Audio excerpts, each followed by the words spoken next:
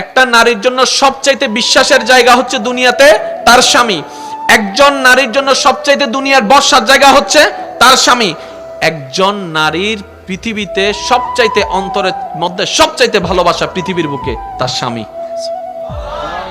আর একটু জোরে। কোন একজন মেয়েকে জিজ্ঞেস করেছিল যে আপনি যাকে যাকে ভালোবাসেন একটু লিস্ট করেন। লিস্ট করার পরে ওনাকে বলা হলো যে আপনি এখান থেকে লিস্ট এখানে কাটতে থাকেন, কাকে কাকে আপনি ফেলে দিবেন। এভাবে কাটতে কাটতে কাটতে কাটতে কাটতে কাটতে এক সময় উনি সবার নাম কেটে দিলেন, স্বামীর নাম রেখে দিলেন। তো জগৎ প্রশ্ন করলো, আপনি এটা স্বামীর নাম রাখলেন কেন? সবাই আমাকে ছেড়ে দিতে পারে, আমার স্বামী আমার হাত কখনো ছাড়বে না, এটার নাম হচ্ছে নারী জাতি। সুবহানাল্লাহ। আপনি একটু খেয়াল করে দেখেন না, আপনি আমি নিজের এলাকা ছেড়ে যদি কোথাও যাই 3-4 দিন পরে কিন্তু আর ভাল লাগে না। কথা বলেন।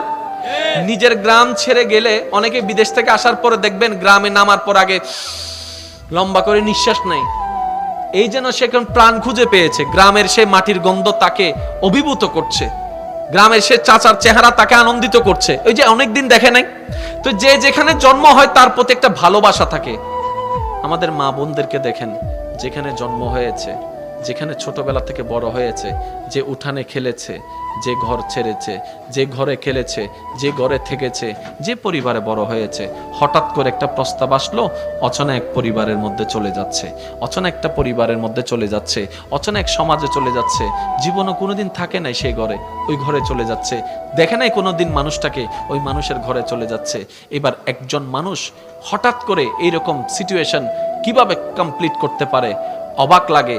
মনে রাখবেন, আল্লাহ তাআলা যদি আমাদের মা বোনদেরকে ধৈর্যের পাহাড় না বানাতেন, হয়তো এই পৃথিবীতে পরিবার নামটা থাকতো না, সংসার নামটা থাকতো না। আপনি আপনার মায়ের দিকে দেখেন না, আপনি আপনার দাদি নানির দিকে দেখেন না। আমাদের দাদি নানি মারা যদি ধৈর্যের পাহাড় না হতো, আজকে সংসার পরিবার টিকতো না। ওনারা হাজার কিছু সহ্য করে সংসারকে টিকাই রেখেছেন। সুবহানাল্লাহ।